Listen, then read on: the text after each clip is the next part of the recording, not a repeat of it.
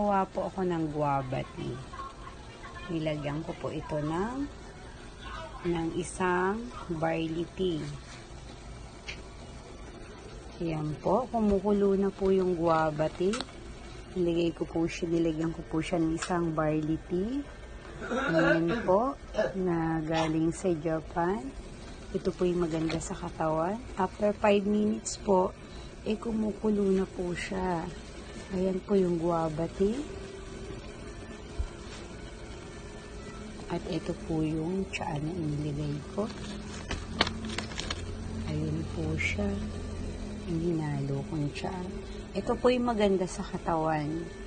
Ito po yung madalas kong ginagawa kapag kami po may mga ubo, may sipon, may lagnat, lahat po. Inaatake ng ulcer. Ito po ay ginagawa ko sa mga anak